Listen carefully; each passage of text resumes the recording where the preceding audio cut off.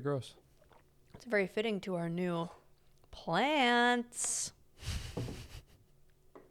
We got plants. You can actually see it in the camera. Yeah, that's cool. Can you see me in mine? I can see you. I can't see the plant. That's kind of nice. I can see your camera. You can see my camera. Yeah, I always kind of check to make sure red light's still on. Yeah, me too. So villainy. Yeah, me too. Is that a... Okay. I didn't know if there was a bug on the thing or the... I wish we could see the whole table. We have like a little... What is that called? What? The little pot, like this little tray. I don't know. Germination center. That's what I'm Germination calling station? it. Yeah, germination station. Yeah, exactly. I'm going to count how many times I put chapstick on in this episode. 1. Okay, I have a question to start us off. Oh, I wish people knew what happens before we start recording, because it'd be such a great insight as to how psychotic we are. Does it make me psychotic, though? We've been together, 7 years now? Yeah. I know. Besties for life. I just know what's going on. It's so funny. That is honestly probably the best part about being with somebody for a long time, is so predictable. You know what's happening, to where in the beginning you're like, what is this? What's going on? I don't know what's happening. And it's like, I think you go to like older people, whatever, older relationships, and you're like, oh, they just like think each other's just like, oh, there he goes again. Yeah. Or, oh, she always does this. And it's comical, I guess. Yeah. To where, but it's so real. But it's so real. And yeah. It's like, because they've been doing the same routine for 40 years, that's like, even after 7, I'm like, yep, I know what's going on. Well, we've had that conversation before, and this is one of those moments where, like, I feel like both of us can sometimes be, what's the word? Not impulsive, maybe. I feel like there's probably a better word that it works, but like, let's just say impulsive. That typically I know when to act upon it with you and when to not, and when to just like, this is just a mood. Or like, sure. or like knowing like, you know what I'm saying? Like, yeah. So I feel like this is one of those moments. Yeah, I have these moments where it's all just the time. like, okay, is this one of those things that's turning into something I need to actually listen to? Or is it very still on the nose when you talk about certain things? Like what we talked about, like what happened right before the podcast, like that's so on the nose. It's like, I could have predicted that you were going to have that conversation with me based off of life. And could you predict it because nothing has changed for me, or because, like, how could you have predicted it? Because of what the last couple days have been, I know when you get into certain tasks, what starts to be annoying to you and what starts to be exciting to you, and what, like,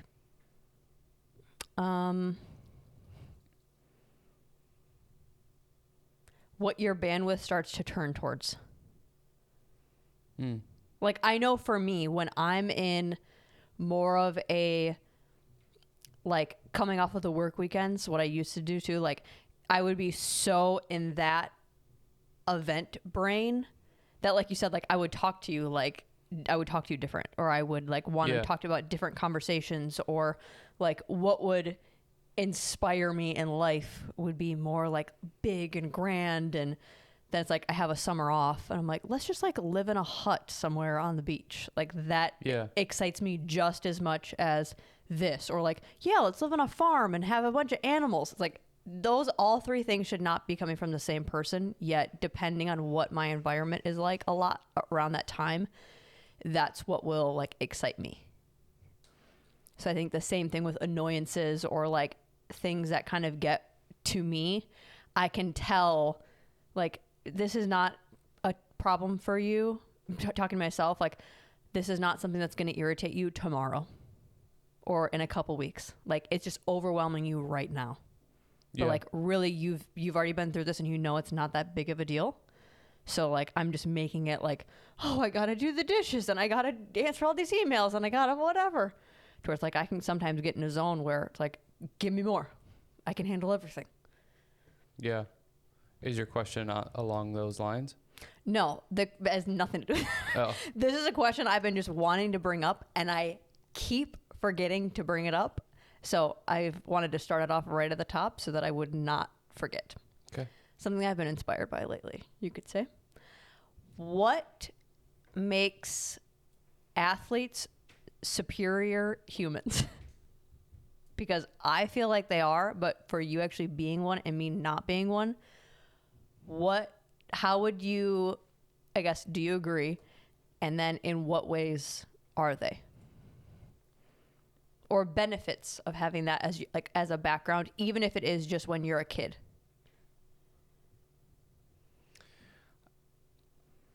What if you're like, pass, I don't like this?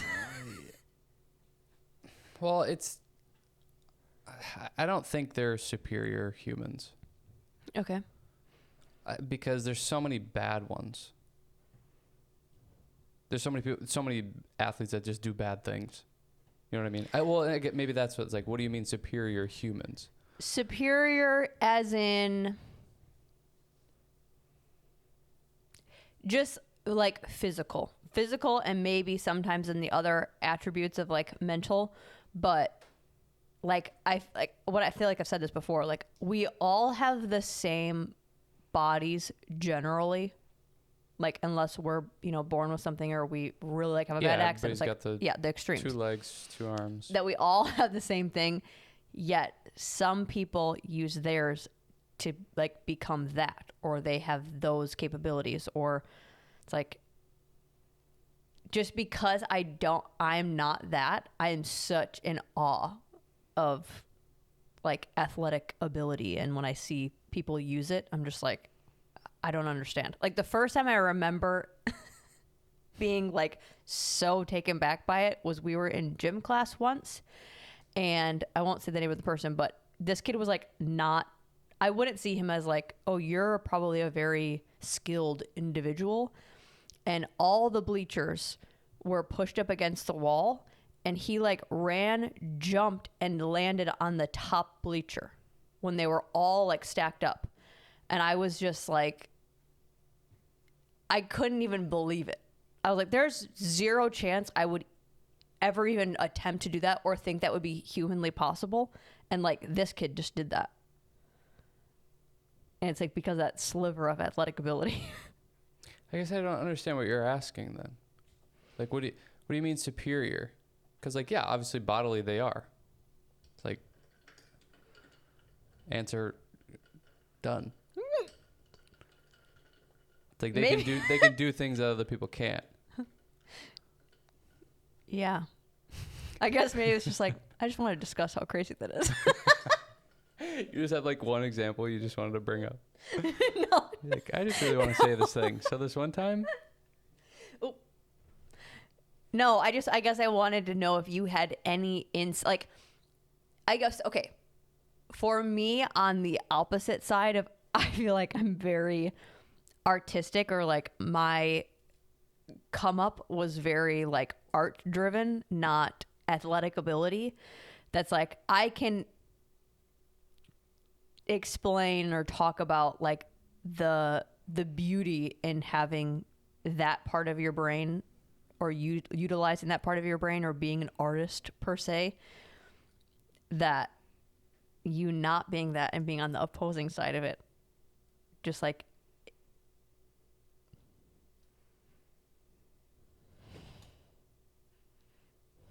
I don't know. I guess I really thought you'd understand the question. Well, I don't know. I think like it is interesting of like there's so many times where it's like let's go to the beach, or let's go. That's the best example. Let's go to the beach, and I'm like, oh, we should like take a frisbee or do this or do that, And then we do that and we're throwing the Frisbee and I'm like, this sucks. She can't even throw a fucking Frisbee. I think a lot of the times I don't think about how normal that maybe is. Yeah. Especially for people who just like did sports growing up. Yeah. Like you have a general sense of athleticism that like you can be competitive in, bags, or you can be in cornhole or whatever. You can be competitive in throwing darts and doing whatever that, I guess when you meet people and it's like you can't throw a Frisbee, or like they don't even want to do that. You're like, well, why wouldn't you want to just like throw a football or throw a Frisbee, or why don't we take that to the beach and do that? Like you just want to sit there and listen to music? Like that's insane. Okay, so maybe that, like, what do you think are benefits in life that you get, kind of like the whole, like, what's the benefit of being on a team kind of thing? Like, what is a benefit of having something that's fostering athletic ability or competition? Because, like, I don't even have that. Like, being competitive, I don't, like you said, like, playing a game, I don't care enough. I just don't get competitive no matter how silly or serious it is. I'm just like, if I win, I win. And I feel like for someone of your brain, that makes no sense of how I could think that. Along with like other kids that were athletes. I can understand that now because it's not as big of a deal to me now to like win at everything. But I think just generally I still don't really understand how people wouldn't want to like play a game. I'm like, but it's fun. I don't get how you don't want to do that. Like, why don't you want to play a board game or a card game, or it's summertime and people are over and you don't want to play bags, or you don't want to just like toss something around or shoot hoops, or just like anything active. And maybe that's the thing that, I don't know, just like the being totally fine with doing something active all the time is probably a benefit of like growing up playing sports and doing that. Is like other people are like, oh, we're going to go, walk over to the ice cream place, or whatever. It's like, and that's no big deal, to where other people are like, you're going to walk? Why? Mm-hmm. Like, why don't you just drive over there? It's like, well, it's just a walk. Who cares? Or playing with a Frisbee and like somebody throws it bad and you actually are trying to run and go get it, rather than just like, oh, it was a bad throw and it just drops. It's like, this is kind of I don't know. It's like it's fun for you. It's fun to like feel athletic or do something cool, jump up on the bleachers, or just like try to lift a lot of weight, try to like do really well in the weightlifting session, or, maybe you're in like going and playing pickup basketball or something. Like those things just intriguing you and you wanting to go active. It's just so much easier, I feel like. Yeah. Like I just see how you move around and it's like, oh, I couldn't move like that. Like it almost seems, it's like the jumping up on the thing. It's like, I see that as like, this is a weird super freak thing. Like you just like are able to do things. Like you'd be able to catch a ball. You'd be able to like, even if you've never done that thing before, your body almost knows the general mechanics. Yeah. That's like, I don't even understand how that feels. Well, it's just like you've done sports for most of your life. You gain a level of proprioception that you can kind of just like, oh, we're going to throw darts. I've never done this before, but like I've thrown things like my whole life. So it's not that big a deal. Or we're going to go for a hike. It's like I've run or sprinted or like done workouts. I can do a hike. It's not a big deal. Or playing bags. Again, I've thrown something. Like you've practiced and done those things your whole life. So it's like doing something physically. You've almost had 18 years of practice doing it, basically. Mm-hmm. That's like nothing coming around is gonna really, like, you're gonna be able to kind of do everything. Yeah. But I think that's what's interesting is like as you get older, those organized things happen less and you don't do them as much, so you become less and less athletic and able to do that stuff. You know, the thing that you used to be able to do before, you maybe can't anymore. And, you know, you used to be able to just like You don't get to run and practice the jump on competition as bleachers. much either. No, but you're not even practicing the like being an athlete.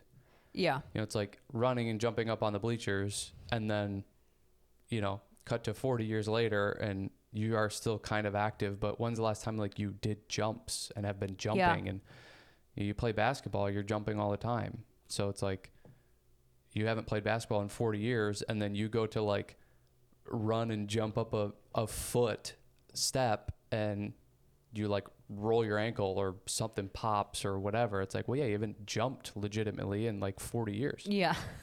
You know? Yeah. So you lose it. You lose it too if you're not going to continue to do it. Yeah. I don't know. It's one of those things that's like, I only really notice it when we go to do something like that. Because like I'm not doing anything. I'm not in like pickup basketball games or doing anything like that. Like we just go work out and go to the gym and go for walks and stuff like that. But then it's like, I throw you a clip today and I'm like, oh yeah, that's right. You're not, you don't know what I you're caught doing. it, but You caught it, but your back leg kicked out.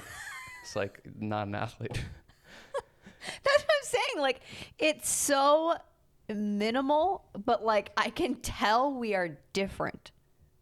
And it like that's the only thing that I can tie it back to is like your body has practiced being an athlete. That like to me that's like I hold athletes to like the highest regard. Well, but it's just because you don't. Because I don't have You didn't it. do it and Yeah. you didn't have it. It's the same. Like I don't understand how people can like play music or sing or, you know, Yeah. be, I don't know, confident in clothes they wear or something. Like people are like So super not the into same thing. people are into fashion and like that's been their whole life and they just know what looks good. And I'm like, how do you come to Oh, that that's weird that solution? you would think that is like a talent. Yeah. Well, it's like they Like you have an practice eye. it. Yeah. Yeah. Yeah, that's interesting. It's like I don't understand any of that. Yeah. And then people probably see me and they're like, this guy has no fashion sense. Yeah. Or Yeah, like, I don't know why I revere athletes so much. Like, I just think they're the cream of the crop of all humans well, compared I to mean, like anything. I think if you go way, way, way back, it's like they They're the warriors. kind of, yeah. Yeah. I mean, that was battle and survival and that sort of thing. So maybe there's some of that, but there's also probably some of just like, that's not you. So it's interesting to you of Sure. how people could do that or be like that. Like music it's not impressive to me. Playing instruments or singing, I don't know, for some reason I don't find it impressive, but the like really smart, intelligent people impress me now. Which is so random because to me, I'm like, you could have, like, you can get smarter. Like, oh, good. You But you can develop get more your brain. athletic. You can get more yeah. musically inclined. Like you can get better Yeah. at anything. It's just what's interesting to you. You know, it's like Yeah. the people that how they retain information so well. I'm like, how do you do that? Yeah. Like, how do you remember the date and the time and you can call back to a certain study or whatever. It's like, I don't know how to do that. I can't do that. Do you know anybody that is like, why can't I think of it? I just had it. Photographic memory. No. I don't either.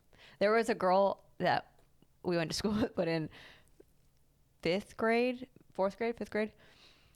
and she would read so fast. Like she would literally like, and we all were just like, always thinking she was lying. Oh yeah. Because we're like, that's my initial how thought. do you read that fast? She's like scrolling the page next, and we would just like watch her when she would read to catch it. Like, oh, she paused for a second. Or like, oh, she missed a page. There's no way she's got. You're just like waiting for her to fail. Yeah, we're not reading. We're just like analyzing her, trying to catch her in the lie. It's so funny what younger kids will do to like be cool. Oh yeah. Well, that's my first initial thought. Well, and like every time we'd go on a break, like a school break, like a Christmas break or something, we'd read books. and it would be kind of like a competition of like Nerd. who would read. No, it would like be a class assignment. Like Nerd. whoever could read the most would get something. And we would all be like, we read like a book or a book and a half. She's like, I read 13 books. We're like, did you though? Yeah. You read a book a day? Yeah. Prove it. Yeah, great essay on all of them. Yeah. That's what I would have done as a teacher. Yeah. But the teacher was like just so amazed with her. It's like, you're falling for this? You're falling for this. So she was a phony. I don't know. We will never know. Mystery not solved. We will never know. Mystery not solved. I have a question for you. What do you do So villain. when we are not vibing? Just let it ride. I think I do the same. This is, Feel I like we wish I have- could do like a we have Courtney not been- timeline. Oh, really? No. Which is hilarious when you, like when we're not even vibing on whether we're vibing. Yeah. We can't even agree when we're not vibing. Yeah, I wish there was like a timeline to be like, oh, this year I acted like this. In 2017, I acted like this or whatever. Because I just feel like it would be so dramatic. Like if I could go back into like younger me, it's just like, oh, you're so annoying. To where before, I think I would get so worried of like, oh my gosh, we're not getting along, or we're fighting all the time, or like we're just so different, we're not gonna be able to make it work. That now it's just like it'll pass. And like if it's something that's, I don't know, a lot of times I think it's just we're shifting energies, and energy as in like bandwidth. Like I think sometimes I'm really ramped up on life and then you might not be. So then you're just hearing me ramble about how awesome life is and what life is going to be, and then we swap. Or it's like you're really into it and ready to go, and I'm just like, yeah, okay. Do you think we fight? No. Yeah, I don't think we do either. No, I don't think we fight. I think we tiff. and I wouldn't even say we tiff. We just like, Snippy. you think we're even snippy? I don't even think we're snippy really anymore. I think more is just like, we're kind of like, okay, I'm just going to stop talking. Or like, I can tell when you're kind of getting irritated with me, so I'll just like hold back. Maybe Yeah, me sometimes too. I misread that and I get annoying, but I try to be mindful of. No, I do the same thing. So I don't think we would really get into fights that much, or we don't, because No. we're giving each other space to like, okay, I'm being annoying right now. Or like, this is a conversation we definitely could have had yesterday, but today for some reason we can't. So that's okay. So you just kind of give, like, if you don't feel like we're vibing, you just kind of give space. You just don't engage that much. It depends. If I can tell, or if I think I can tell that, it's like I said, like what phase do I feel like we're in? If I'm the one that's really revved up on stuff, I will just like let you be, or kind of like not push it, or just like be in my own head about it. But then if you're really into it, I'll just like, I'm just going to be a listening ear. Like I'll try to engage in the conversation as much as I can, but I'm just going to like be here. Yeah. And try to like, and I do a lot of the time try to like force myself into the conversation of like at least acknowledge it, or at least have a question to ask about it. Even if I don't really even know what we're talking about, I still try to like show like I'm not interested in what you're saying, or I maybe don't have the capacity to be interested in it, but I will show that I'm like, you're excited about this, so I will play along. Do you feel like you can tell, like, when I'm doing that to you? It's like I'm not really that interested, but I'm just kind of playing along. Yes, I think so. I think your energy is a little bit more into it, or you're just like letting me talk. Yeah. Because I do the same with you. Yeah. I'm just kind of like, hey, this doesn't interest me that much, but it's like I don't have to dictate every conversation ever. So I also think I know what you're going to care about that I'm talking about and what is just like, you're just letting me share.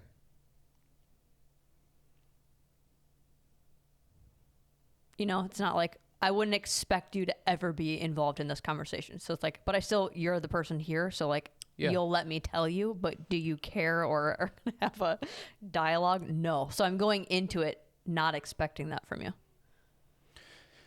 Yeah, I think I do the same thing. It's like, you know what topics are going to be something that they want to talk about or would be excited to talk about, and other things you're like, yeah, this is really probably just for me, but like, you're the person to talk to about this. It's like when you talk about the car, I don't have the knowledge to go back and forth with you.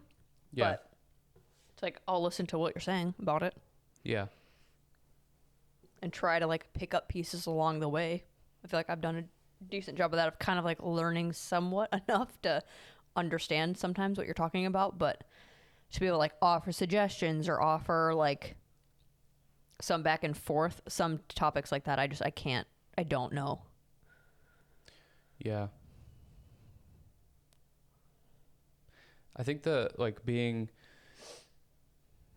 vibing with each other, it's one of those things that I feel like I've felt those moments where it actually feels like we are, and then it's like, oh shoot, I wish this could go forever, but it's like, you know that it's gonna, at some point, one person's just gonna like not be into it. You know what I'm saying? Like when we get on a specific topic, or just like, you know, a string of days or maybe a week where it's like we're both really just like, it's like almost like everything we talk about or say is like, sure, we're both into and like and feel good about, or it's cool, or we just have the same wavelength and that sort of thing. But it seems to be rarer than like common. I feel like that. I don't know, when thinking about like other people in relationships, I wonder if that worries them a lot more than it does us.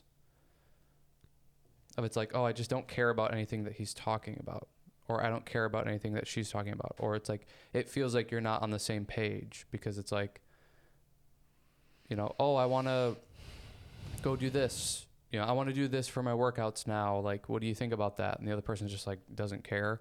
Yeah. So they don't give anything back. And then the person that's asking about it is like, well, they just don't care about what I'm even doing. And it's like, we're not on the same page and blah, blah, blah. And it, you know, spirals into other things potentially. But I feel like we just don't, I don't know. It's almost just that like, yeah, this is just what it is. They don't care about this. Do you think the conversations that we really gel with, do you think those topics are kind of always the same topics? No. Oh, really? Okay. No, not really. I feel like it's, I don't know, sporadic. It's chaotic. I think we generally talk about the same sorts of things. And I don't know, it's like one of us will have an opinion or think one way, and the other person will just be like, no, I think we should, whether it's stick to what we're doing or, you know, switch it up in a different direction or something. But it kind of seems like sometimes one of us will have a stance and the other person will have an opinion, and the other person will have a different opinion. And then over time, it almost like we cross and intersect and then have the same.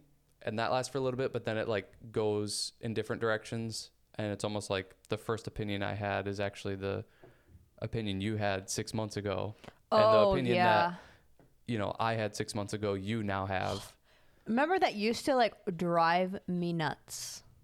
Yeah. And I feel like I would say that, like, you would disagree with me or say that, like, that's not how it is, or that's not what's right, or what's supposed to happen, or what we're supposed to be like, or something.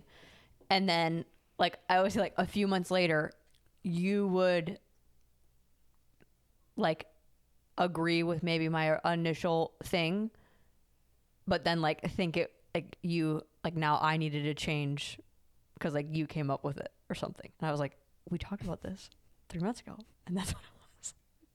Like, I remember that used to bother me, but now I'm like, yeah, but there's probably stuff that he's bringing up that it's not clicking with me, and it eventually will click.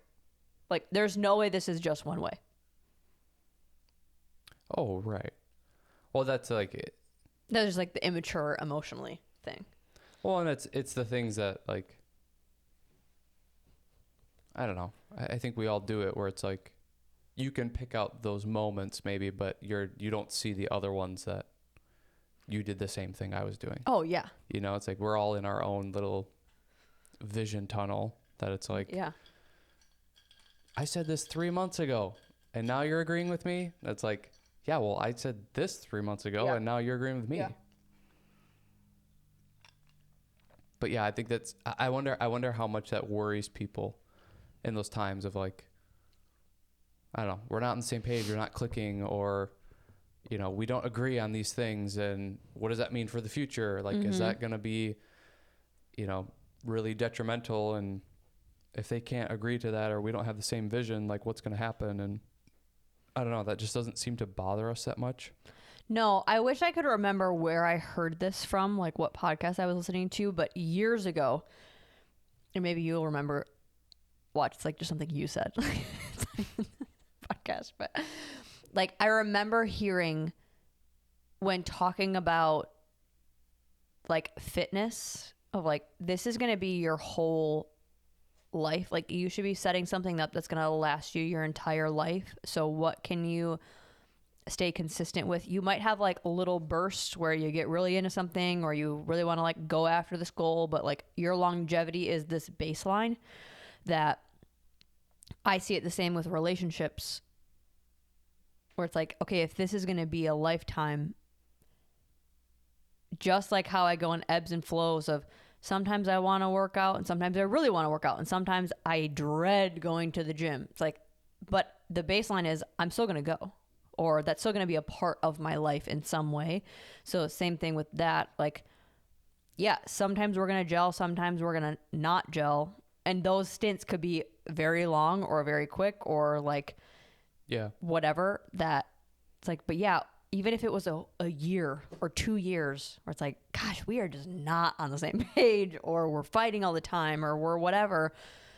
It's like, yeah, but when you take 2 years out of the span of 70, Right. it's like, that's nothing. Or if you have multiple 2-year stints or whatever, like, Oh, and it probably would be. you got to think like overall, like I'm sure there's going to be plenty of times where it's like, yeah, we didn't gel from Yeah. 23 to 25 or whatever. Well, and I think like it partially what we were talking about at the gym today too is there's so many choices and options available that I never really thought that I would be like missing out on as much as I thought. Yeah. You know, it's like I initially said like I wish I could live 2 lives at once because I like want to live both of these scenarios, and just never thinking that that would be like a problem or an issue. Yeah. It's just one of those unforeseen things that come up that you're like, oh shoot, I want this, or I want to do this, but I also want to do that. And it's like, you can't do both at the same time. So you have to pick. And that whole like making sacrifices thing and not really understanding that growing up of like, what are these sacrifices that are going to come? I don't get like I don't understand what it is. And now being able to experience them a little bit more, it's like, and then having to do it with other person too. It's like, it's not even just up to me. It's up to what we both want to do. Having to navigate that and like trying to pick what the best option is, or the one that like you really want to go with, or the one that you're okay with sacrificing, the one that doesn't mean as much to you. Like just those issues of life that is so, I don't know, maybe it's not talked about, maybe it is talked about and you're young and you don't listen to it and you don't understand it because you haven't experienced it. But I don't know, it's one of those things I never saw coming, put together, that it's like, oh, how weird of, it wasn't that I wouldn't be able to do things, it's that I can do either one of these, but I have to pick. Yeah. That's so, I don't know, that's so weird. Well, I think that's also with the relationship stuff is like you're making a choice all the time, choices all the time of like how you want to approach this. Like how I approach when we're not vibing now versus when we first, started dating. It's like, that's very different. Like right now I'm putting way less pressure on it, and I'm putting like, you think of like being together for so long or with somebody for so long. Same thing with parents. It's like, yeah, I really gelled with her when she was 8, but then she turned 12 and like shit hit the fan. And then when she was 16 again, then when we came back together, it's like, that's no different with adults. It's like we're constantly changing and like growing up, especially in our 20s, but like that really probably never changes because new adult things happen. New choices and sacrifices you got to make. And that to me, it's crazy that, I mean, I will probably prefer sometimes over the others, and you will too. Like there might be what's like, yeah, when you were like 45 and 46, 47, like I wasn't really a fan of that version. But when you were 50, I liked you. Like I liked that. It's like to think I'm going to like every single version that you are in your life, I think is pretty darn crazy. It's like totally. You even think of when we were kids, like, yeah, I really liked you in middle school, and then high school it got kind of funky, and then at the end of high school I liked you again. It's like, so that's never going to not change. We're constantly going to be growing doing that. That's like to think we're going to be on the whole time. But also I think recognizing like not just focusing on the negatives. Like we just talked about how like we're not really vibing right now. It's like, and I think sometimes we are vibing, or we are like, it's like you just brought that up, and that's the literal thing I wrote on this paper if we should talk about. So it's like, still I'm trying to focus on, but we're still connected somehow. Like we're still vibing a little bit, that we're like having an interest in this conversation. Yeah. It's like, sure, in other ways we're not vibing right now. Okay. But I can make a choice to focus on the ways that we are, and maybe just put more effort into that, and then like leave the other stuff alone. Like it's okay. Maybe we don't need to talk about that, or we don't need to do this, or we don't need to. It's like cooking together for some reason. Like maybe that was just irritating us. It's like, well then let's take a couple meals where we're separated, and like I'll do lunch, you do dinner, or whatever. Yeah. It's like that doesn't need to be a bad thing. Yeah. Well, and I think people want to. It has to be a certain. They force it. It's like, oh, this isn't working, so we need to make it right. We need to make it happen. And I don't know. Sometimes it's just like. Like you're saying, take a break. Don't do those things together, or maybe don't talk about that topic, and time will heal it, and then you can come back and have a regular conversation about it, because maybe there's something weird going on with you at that time. Maybe there's something weird going on with me at that time. But again, it's just like, I don't know. I champion that, like, you gotta stay together in order to go through these things and figure them out. 7 years still isn't that much time. No. But it's enough time to like, oh, there's times where I haven't really enjoyed conversations or situations with you. And then being around you, talking to you.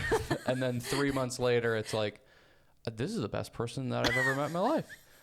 And that just continues to happen probably the entire time. But it's like and that could be day to day, that difference. But it's like, you're not going to learn that after 2 years. Sure. You're going to go through like, this is amazing and exciting. And then, oh, I don't really like how they're doing this. And then you think that's just what they're going to be the rest of the time. So then you break up. Yeah. And you're done. And it's like, well, that was 2 years. Like you didn't even get to come out of that and see like, oh, there are like the good things are back, or maybe like it was actually me that was weird, or we've been able to work through stuff, whatever it is. Or just even like those two pairs of people don't work really well in that time. Yeah.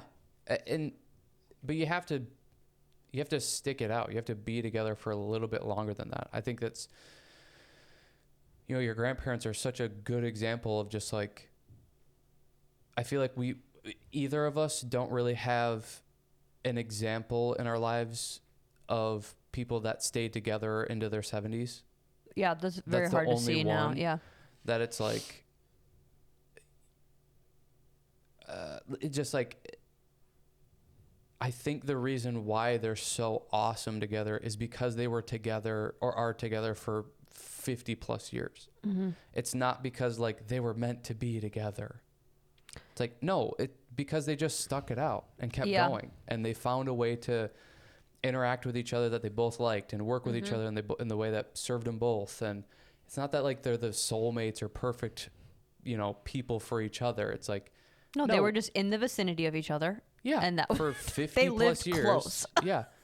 And you figure it out. You learn how to work with the person and adapt and whatever. And it's like, I would somewhat argue that almost everybody could do that, but there's kind of this new wave of like, you got to find the perfect person and don't waste your time if you're not having a good time. And that like part of what we were talking about before the podcast of like, you didn't stick it out, so you weren't able to see the fruits of your labor kind of thing. Yeah. That's like, everybody's just like, if there's no result right now, I got to get out and leave. That's one thing I feel like I kept saying in the beginning of our relationship was like, because no, you can't just, I don't think you can just make it work with every person on the planet. It's like, maybe you can, but sometimes it's going to be easier and sometimes it's going to be harder. I think you know that pretty darn soon. Whether it's like, this is going to be a nightmare or like, this is probably going to be fine. Like, I feel like I kept saying that at the beginning of our relationship, like, this is difficult. This is hard. It's probably, I'm more happy not like being around you or talking to you, but there's something there that I just can't not. Like, it was like that dream scenario of like, this will pay off. I don't know how, I don't know when, I don't know how to even do that or go about that, but it's like, there is still something there that I refuse to give up on. Yeah, I don't agree. Okay. I just don't think, I think that's the problem, is people make a decision too quickly. But with like you said, there's so many options out there. How would you narrow that in then? Like, say if you were single and you went on a date, what would you do? If it was like, she was fine or she was medium. I would go, okay, she was medium, so I don't know enough about her.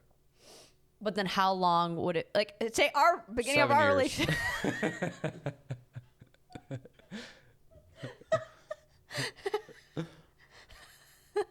Oh, the truth in that. But like, but yeah, it's like, if it was so bad for so long after that, like, how would you go, like, am I wasting? I mean, I don't think you can waste your time. That's just, I don't believe in that. It's like, you can get something from any situation or person, but it's like, when do you go, I could do something better than this, or this could be happier for both individuals?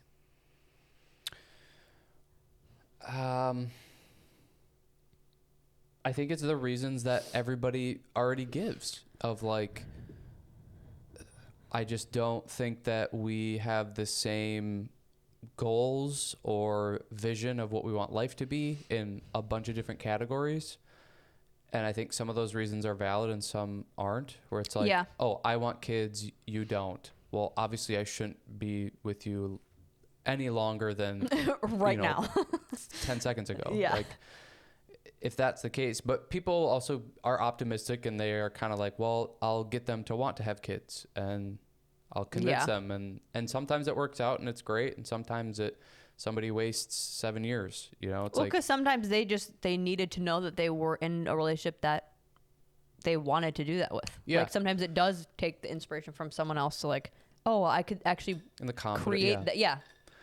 Yeah. But I think it's all the reasons that everybody gives. I think people just, I don't know, tend to give them, and because it's a good reason and it's hard to argue, they use that reason, even though it's like, well, I just don't think a year or 2 years is maybe long enough. It's so obviously the correct answer is it's so situation dependent. Yeah.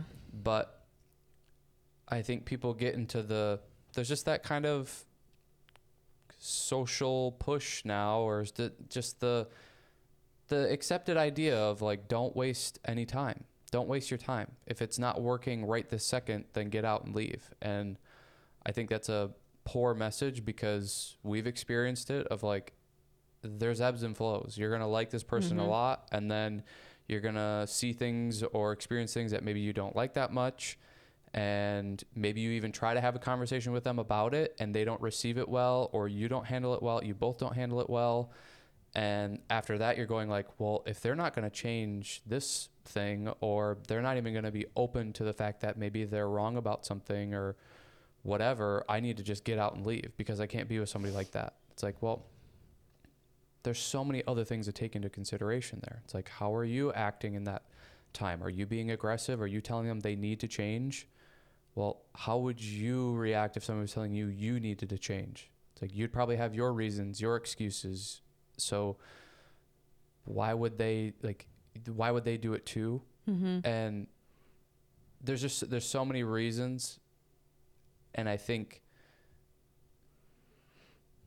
I don't know, I'm such a proponent of like, be patient and take more time, because if there's like the core things that you like about this person, those are probably always going to be there. Sure. The other shit on the outside, you know, you start to zoom out of that tight core circle, and it's like, okay, a little bit more, a little less important stuff, but still important, a little less, a little less, a little less. Those things I think you can get around, but it's like, if they want to raise their kids in a certain way that you don't agree with, well, that's going to be tough to work with. But if it's like, especially if it's like a core pillar to them that they are like very adamant about keeping too, you know? Yeah. But then if it's something silly and you're kind of like, oh, I can't be with somebody that does that or thinks that way. It's like, well, like, you can't be with somebody because of one reason. That seems weird or crazy to me. That's like me going like, I can't be with you. You can't play Frisbee at the beach. It's not fun for me because you're not good at it. Sure. And you're not willing to do it and get better at it. So we need to be done. Sure. It's like, well, you're an idiot. That's not something that matters in life. Even stuff like that. Like, we don't even have most of the same interests. No. Yeah. We've got like 2. What are they? Working out. And even that, like how we do that sometimes is a change. Listening to podcasts. Like entertainment, like movies and that sort of thing. Like, we both generally like the same thing. But it's like, you want to go to the beach all the time. I could give 2 shits about it. Yep. You like music. I don't. Yeah. I like football and sports. You don't really care about it. You want to go to the pool all the time. I don't even know it's there half the time. I mean, Yeah. I want to do stuff you don't want to do anything. Uh-huh. I want to do stuff you don't want to do anything, basically. No, the stuff I want to do, you don't want to do. We should break up. No. Yeah. I think relationships are funny because they're so complicated but so simple. Yeah, and it's kind of everything is that way. Yeah, true. But it is very true. It's like the cliche thing. Yeah. Well, it's like I was having a conversation with my grandparents about this kind of stuff, and it's like I asked them, like, what do you do when you argue? Like, if you disagree on something. Because there's, like, we don't argue or have fights, but we definitely disagree on a lot of things. Yeah. And their answer was just the simplest and obvious answer ever. And I feel like we've both kind of somewhat adopted that. Like I said, like just like the swaying of like, is my girl was like, someone's just always going to care more. And then you just go with their idea. Yeah. Yeah. It's like most of the time that is the case. Someone just tends to care more. And like, even if it's with serious stuff, like say with kids, like we talk about that a lot. Like, even if it's something where it's like, okay, this is going to affect how you raise your kids, there are still elements within that you're going to care more about, that I'm going to care more about. It's like, fight for the things that you really care about.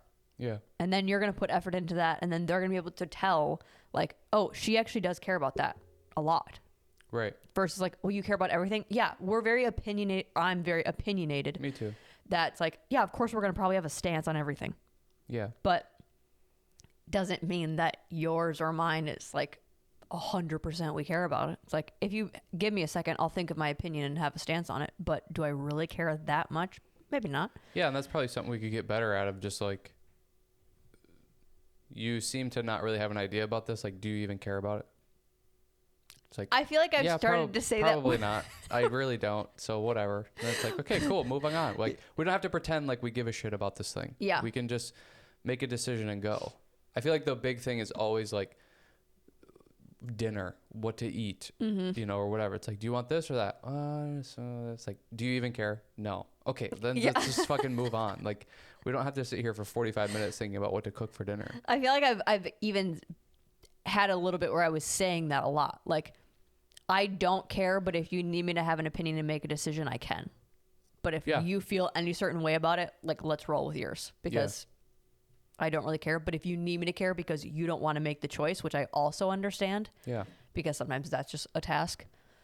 That's something I wish I would have understood growing up, because my mom would always do that. Like, will you think of something, because I don't want to think of what to make anymore. Or like today.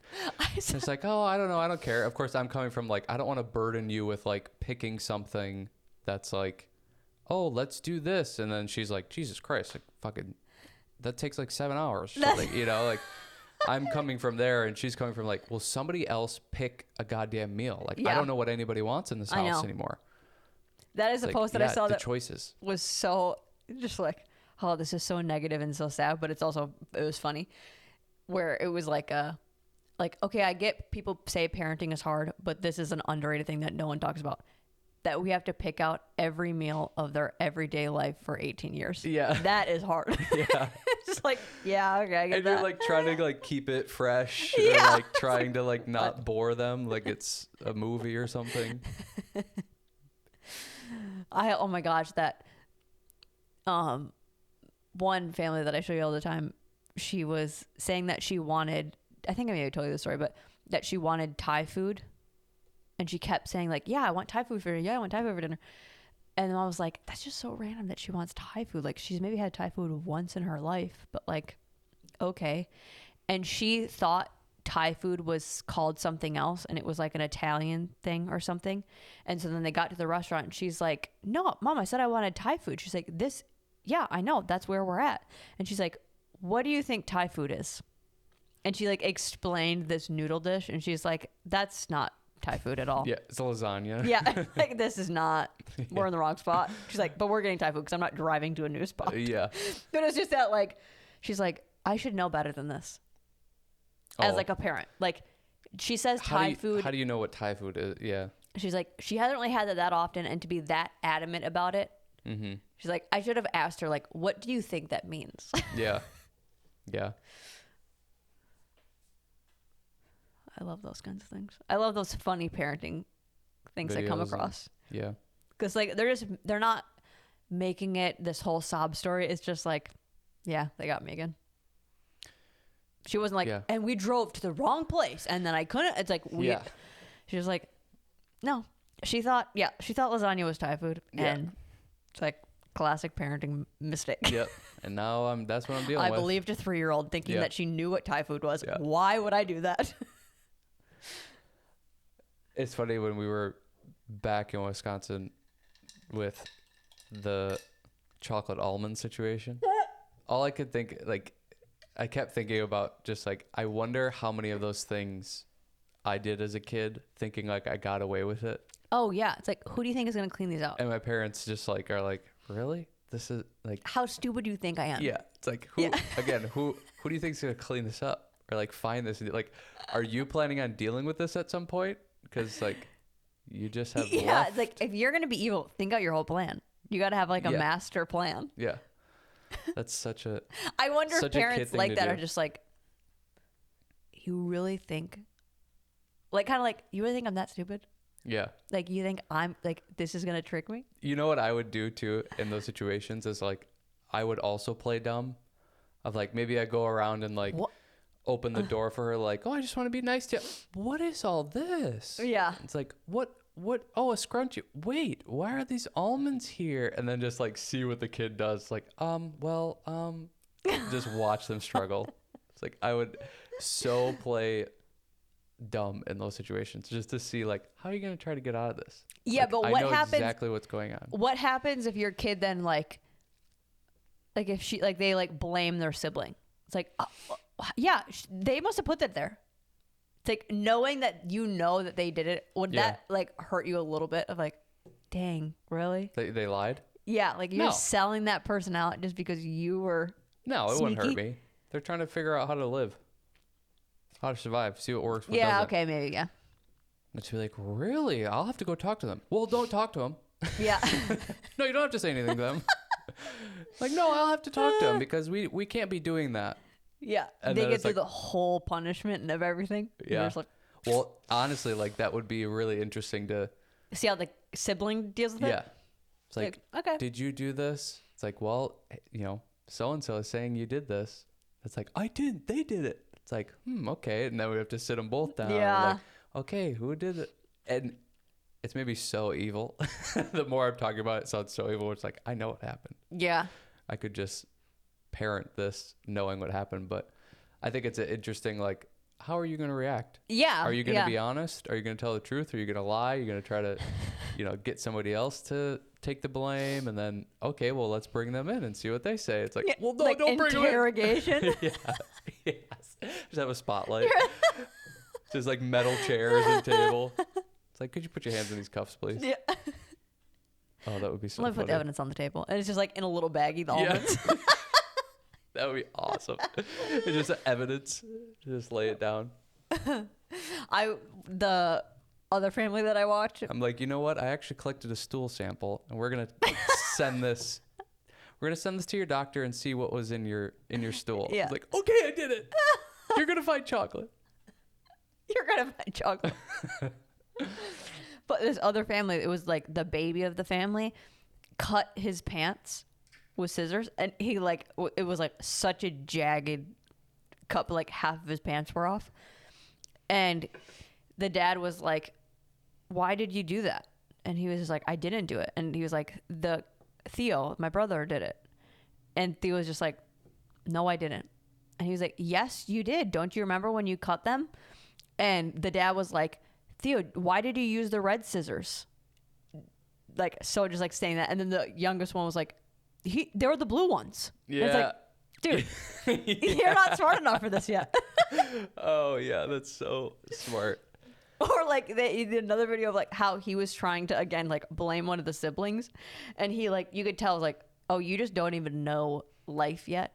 Like he was trying to explain like that he had this bump on it because it was actually like he went into a place that he wasn't supposed to and he like got hit or something. And he was trying to say that one of his siblings like hit him. Yeah. And he was like, yeah, tomorrow when we were outside, like he picked up a chair and threw the table and chair at me. And they were like, there's so many things wrong with that. Yeah. That's like, no, we don't believe it. Yeah. You can't pick up a table or chair. And tomorrow hasn't happened. And the brother that he was playing, I was just like, looked at the camera like, we're not going to do this anymore, right? Yeah. Do you see what he just said? I feel like we both have the same, view, or just like we agree, like we want with kids, we want the environment to be very like joking, kind of like, I don't know, just like give each other shit, bust balls kind of thing. I like the idea of small little pranks. I hate pranks. And I know you hate that. I hate pranks. But it would make me laugh so hard if our kid pranked you and it worked. Because like it's little stuff like that, like it's not really a prank, but it's like, why'd you use the red scissors? Like, no, it was the blue ones. It just reminded me of, it's like, oh, I wonder what it'd be like to prank kids and just like to have that kind of environment too, where it's like it's okay if they do it. Just like the busting balls thing. I think it's just like I don't think it's like, oh, it's so morally horrible. I just know I'm the weird one in this situation and I don't like it. I don't like pranks. I don't like scaring people. I don't like surprises. Like the whole thing, I don't understand it. I never understand it. I don't like it when it happens to me. I don't like doing it to other people. Like it brings me zero joy. So it's just like, Yeah, we didn't really do the pranks thing that much that I remember, but we definitely did the scaring. We Yeah, were always scaring each other, just like hiding around a corner and jumping out and doing that sort of thing. It's so funny. It's not like it doesn't. I don't think it's funny. Like it doesn't make me laugh. Like I remember one time, two times come to mind. One of them, Carly scared me, and to this day she thinks that I started crying. I didn't start crying. I was scared, and I just like I don't know if it was just embarrassed or just like, oh my God. So I just like curled up on the ground, put my hood over my head. Definitely crying then. Why would you do that? I don't know. Dramatic.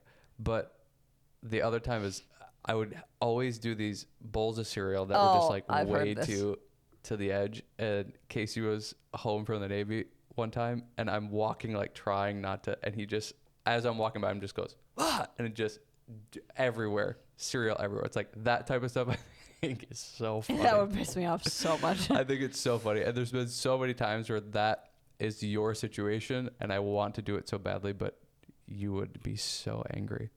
I'd be so angry, and I would so overreact in that situation. Like the what is it that thing gets you so mad about it?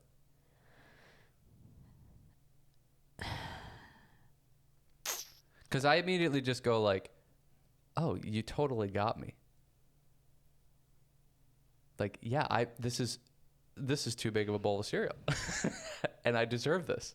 If I can't walk through and not get scared with a bowl of cereal, it's on me. Like, you got me. I think because the feeling that I get with getting scared, I hate it. I hate that adrenaline rush or that like fight or flight for that 2 seconds. I absolutely hate how that feels. So I'm like, you made me feel something that's so disgusting to me, and you're getting amusement out of it.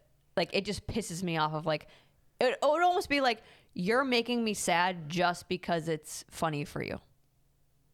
Like, that's the same way that it registers to me. Why does it make you sad? No, it doesn't make me sad, but it's like, it would be, to me, like the feeling that it gets me is the same obvious feeling of making someone sad. It's like, to me, being scared is such a negative emotion or negative feeling, just like being sad or angry is so obvious a negative feeling and emotion. That's like, oh, you're making me feel something negative and getting joy out of it on purpose. Yeah, why do you feel negative about it? Because I hate how it feels. I hate the feeling of being scared or frightened or like that jump. Yeah, what about it do you not like? Adrenaline. It just feels, I hate it. I don't know. I don't know how to describe it. I don't like that feeling.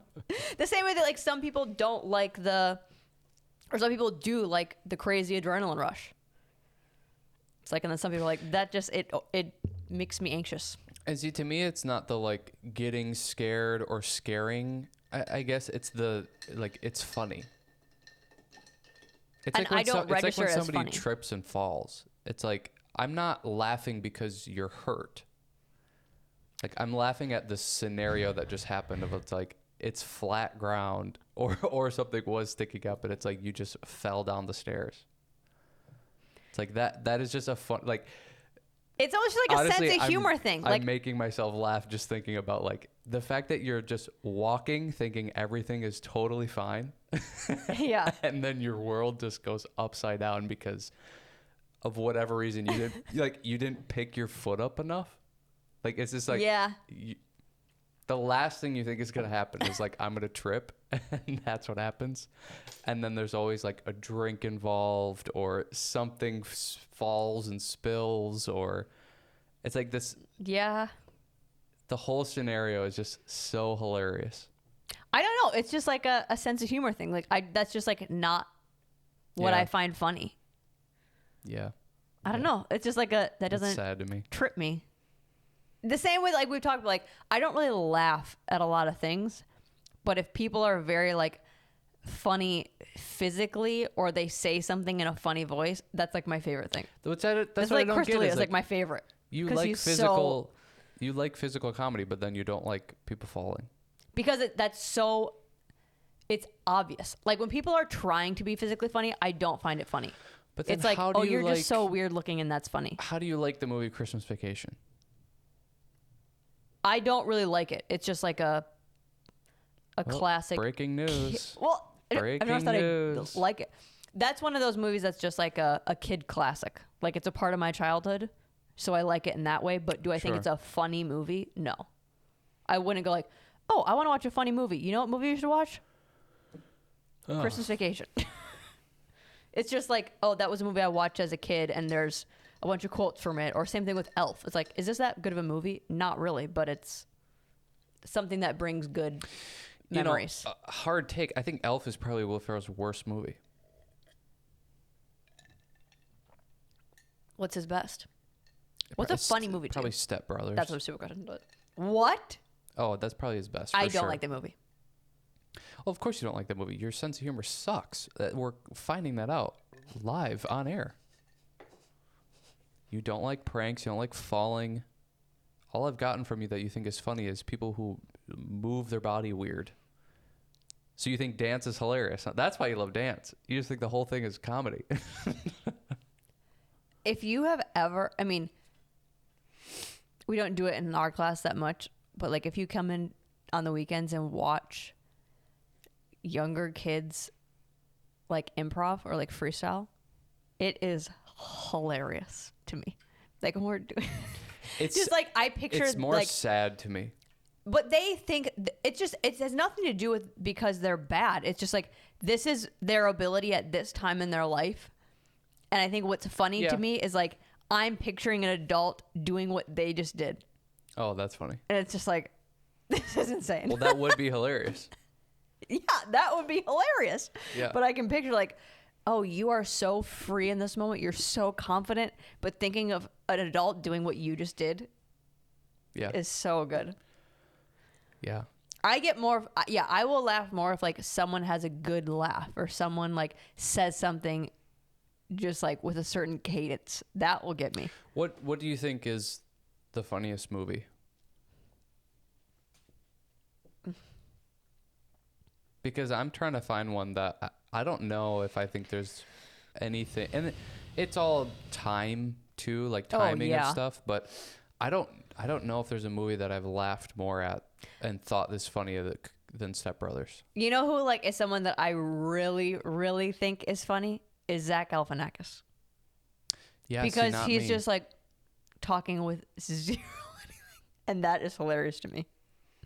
Like he's so just like serious, but you know it's silly, but He's not the funniest to me, but I don't know. I do like him. He's really great in Hangover, but other than that, I don't really know what else he's in.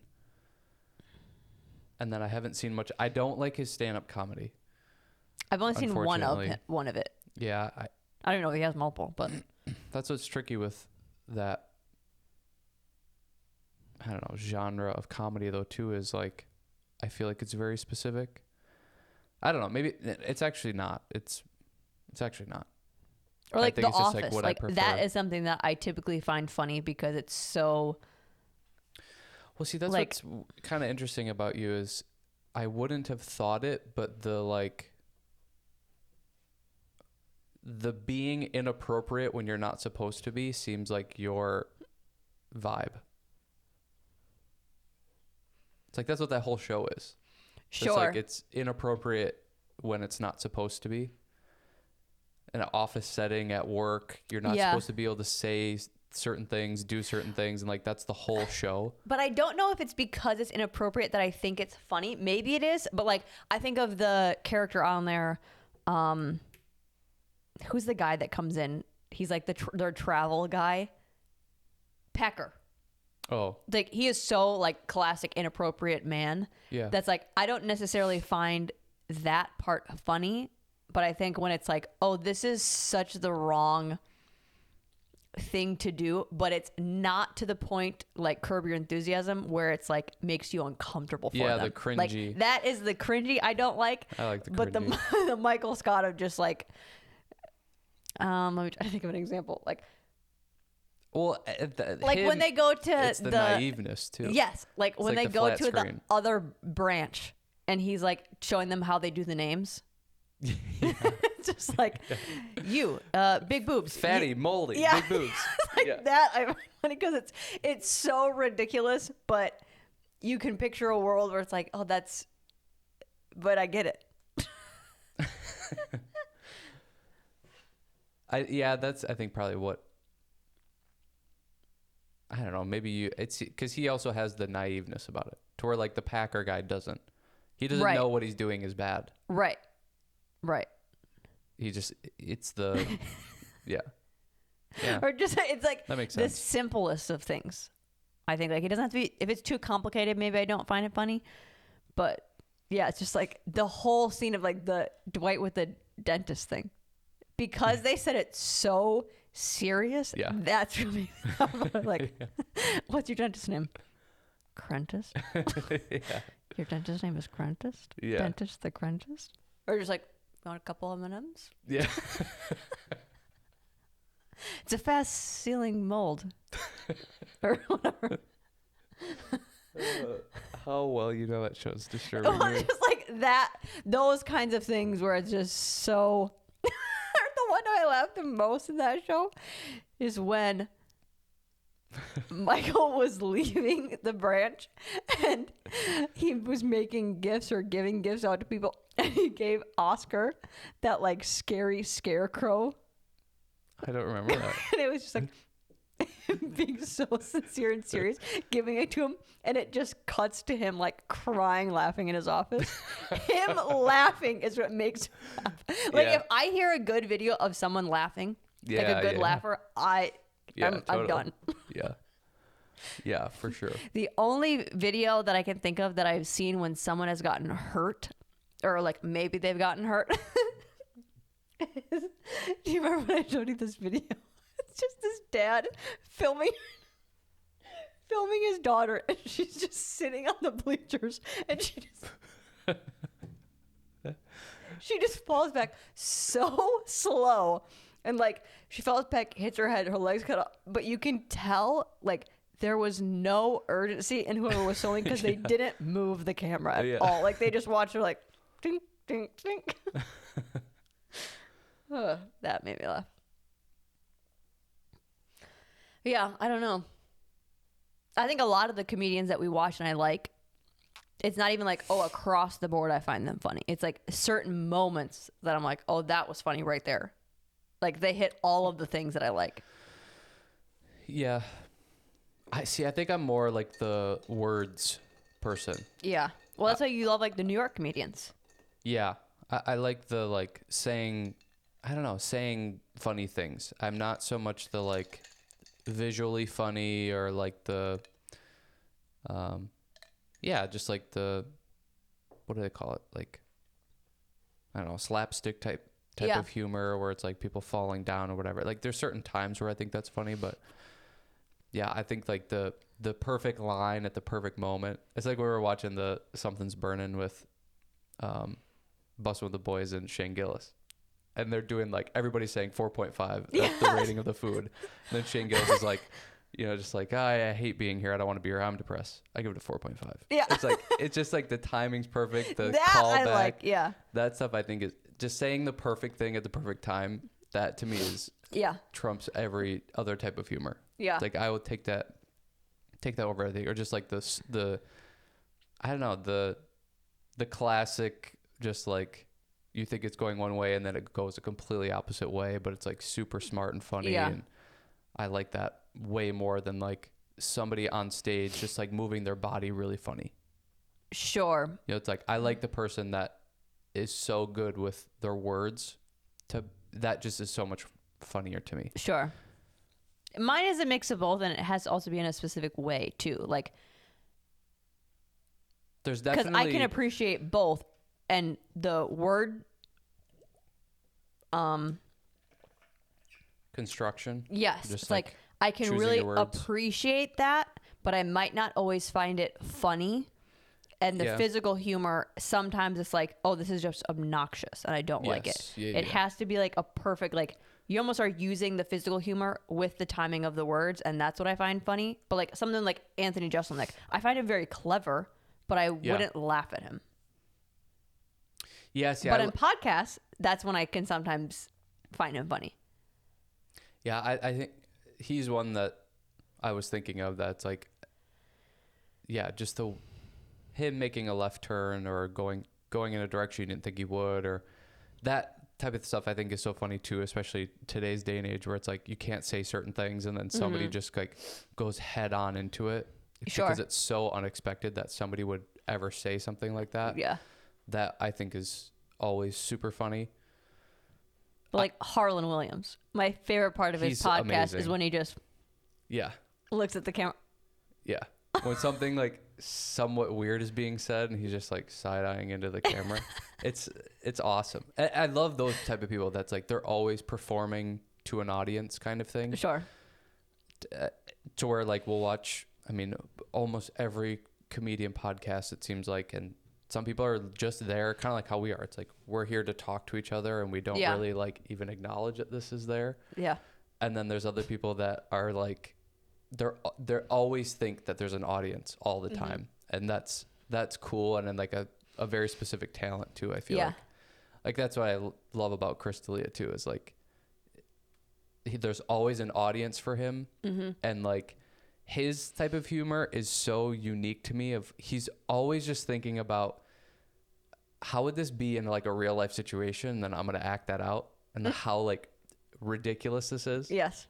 You know, it's like when he was just on the last episode, he's like talking about a TV show, and it's like how hilarious it is when people are like, oh yeah, okay. One more thing. Yeah. And it's like always the deciding thing of the show. Just like him acting that out and playing that over and over and over again. He could just like describe that scenario. Right. But he goes like it's a movie or like it's a show, and he does it, and that's so funny to me. And then the fact that he does it multiple times, and then like he's like, actually the key is to wait as long as possible, and then he's just like sitting there for like 30 seconds and one more thing. It's like it's just the people that are able to perform like that all the time, that is so funny, because it puts you into like, oh my god, what if this was real life? Like some of those things with movies and TV shows where it's like it's so normal to watch it and to experience it, and then you break it down in your head, you're like, that would be so weird if somebody actually did that. Like, who but would we don't actually recognize it as weird. Yeah, because it's so common. It's like, who would actually like start kind of walking out the door and then just pause and go, and one more thing, and just like turn around and say, nobody would ever do that. And could you imagine like the way that they talk? No one talks like that. Yeah, no. We all talk very just like whatever. Yeah. Like that would be so dramatic if someone talked like that. But in a show, it would be boring if they didn't. Like it would be weird if they were just so like, meh. Yeah, that's kind of true. It would maybe be, it wouldn't be entertainment. It'd be right.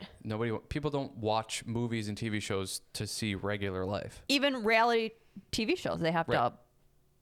Even documentaries, they're not like showing you every single part of the whole. They're showing you only what's interesting. And even there's like a narrator of and then they walked into this door, and you're not gonna believe. It's like they have to even have that cadence and that tone be.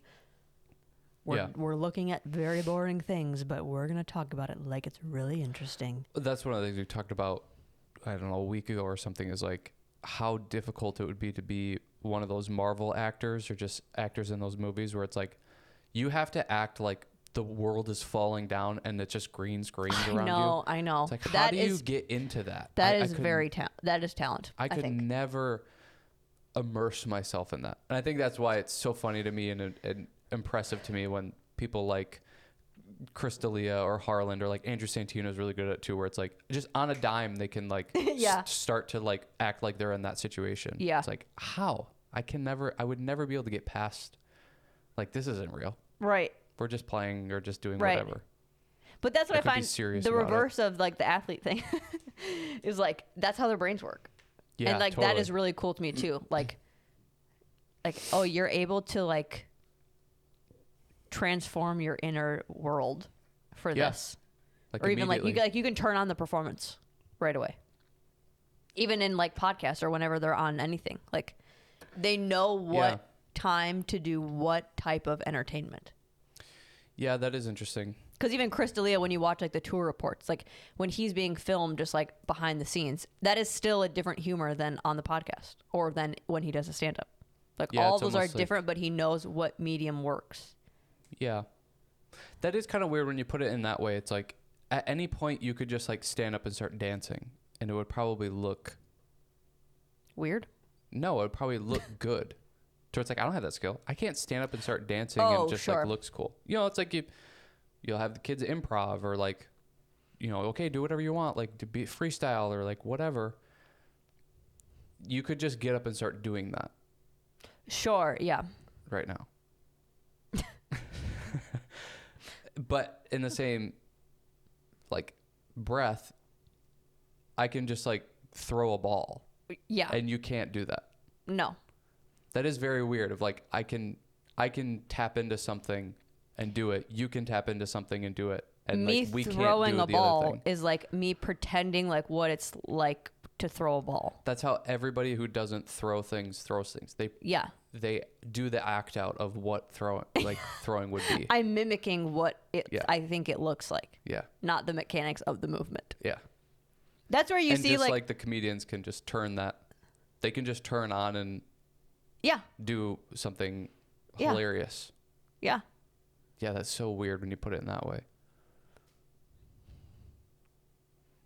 Yeah. That's why I think like certain cultures with dance, like just like how people have just general rhythm Yeah. and how like it's like white people, like we don't. No. So like it is kind of weird to like, oh yeah, you wouldn't be able to like listen to a song or have a song come on and like be in the pocket of the music. No. Like, oh, we can't do that. No. There's a video that just came out after the Indianapolis Colts won, and the owner was like in the locker room and dancing, and it's like the most ridiculous looking shit you'll ever see in your Oh life. yeah. It's like an 80-year-old man trying to dance. And it's like he's just like looking at the ground like like punching the ground. It's like that's not dancing. Did dude. you see? I showed you that one guy that does like the reaction videos where it's like just a bunch of white girls and they're doing like a TikTok. Where Yes. it's like they're. I like that guy, but I also don't like that guy. I like him sometimes. The only reason I like him, I don't like those reaction videos just ever.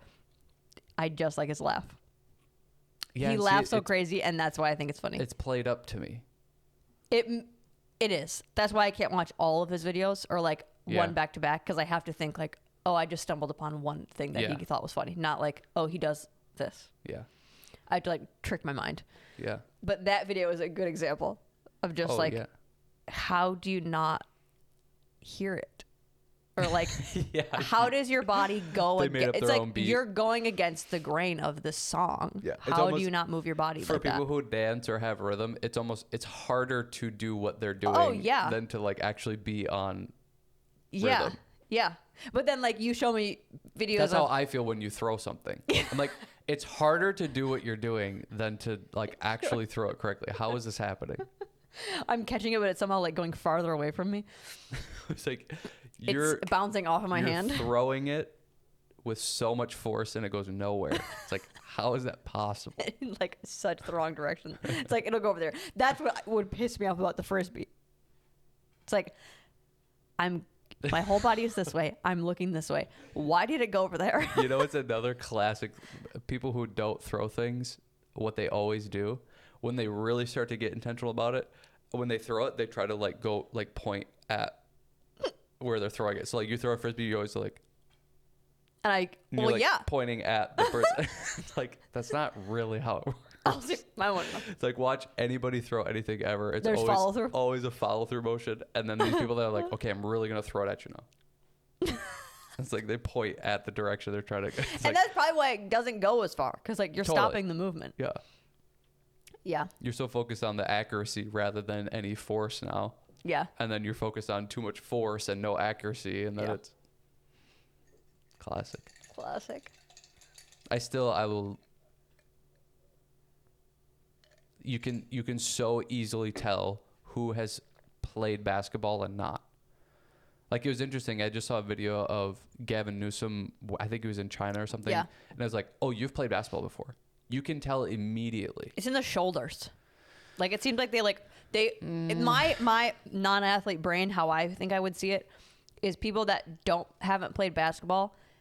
It's so like they're pushing the ball at the hoop versus like letting the follow through like roll off your fingers kind of thing. It's almost like I'm pushing it at the hoop. But even then, it's kind of the same thing. It's like you can tell you're pretending to shoot a ball rather than like you're actually shooting it. Sure.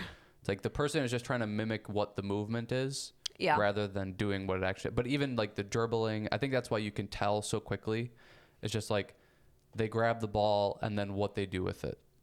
It's like There's no like dexterity in it. They start dribbling or whatever. I mean, like even something as simple as like you grab the ball and you move it to one hip. Because if you were to get a ball in a game and just hold it right here, the person in front of you is going to take it. Yeah. So it's like even just that like natural fundamental thing that Sure. you're like, oh, or like a played. football. Like you tuck it away. Yeah. It's like, oh, you've played. To where I would go like this. It's so easy to tell as soon as they start dribbling. It's like, oh, you've played basketball or you haven't. Yeah. Same with throwing something, you can tell right away. It's like you've probably played a sport, baseball, football, even basketball probably. If you just have a general idea of how to throw something. That's what I love about sports is just like there's so much crossover. Yeah. Dance, it's just that. Yeah, that's what like it almost doesn't even relate to life. It's like I wouldn't go to say like a wedding. It's like I'm not going to be dancing. It doesn't make sense. Yeah. Yeah, I think with dance, like it's a certain style or it's very specific athleticism. It's more of a skill. Yeah, it doesn't really translate to anything else. Yeah. I'm sure it does in some like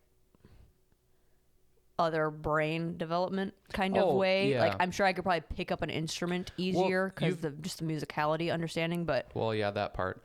I feel like you've done a good job. Like it's translated to like exercising, like weightlifting and stuff. I think because you're in tune with what you're doing, you are able to kind of have that skill of being in tune with the movements of like lifting stuff and those exercises and that sort of thing. Sure, just like body awareness. Yeah. How to move your body and how to be able to like really like articulate that and be able to like do what you want to do with it. I think that's what's interesting about ball sports is, like you said, there's so much crossover with sports, even just ball sports specifically. It's like you just being able to handle a ball crosses over to everything. And then same with like the stick sports. Sure. You know, you've played baseball, you're probably decent at tennis, you could probably play hockey. Like that is a certain skill of using a tool to maneuver something else. And same with the ball thing. It's like if you played football, you probably are able to handle a basketball well and just other stuff. And then there's like like soccer. It's just like complete left field because it's like now you're doing shit with your feet, and that is I don't understand that. That is a sport I don't understand. Like that is so not in my wheelhouse and never has been in my wheelhouse of like how do you articulate something with your feet like that? That's crazy to me. You're controlling something as well as I can with my hands, but you're using your feet. Yeah. That's crazy. Yeah. That's so crazy to me. Yeah. But same thing. It's probably just like practice mechanics and awareness. And yeah, you just do it a lot.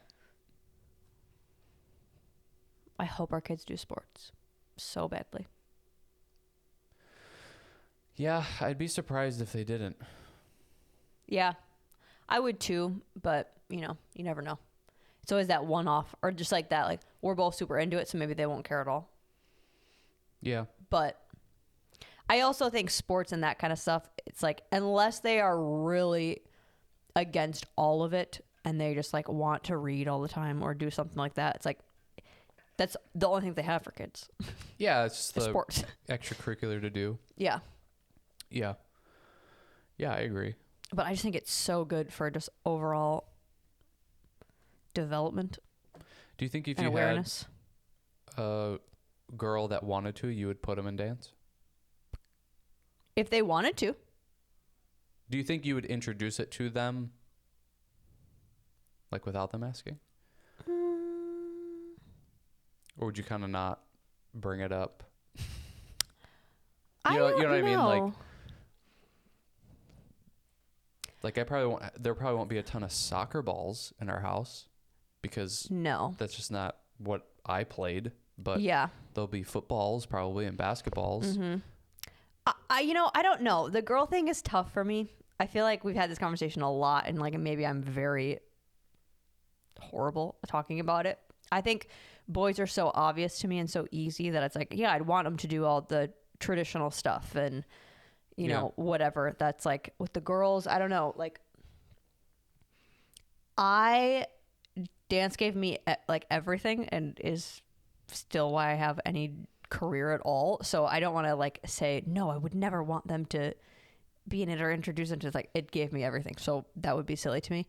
I think you can get so much from it. Oh yeah, I would. I just think it's like, it's a very expensive activity.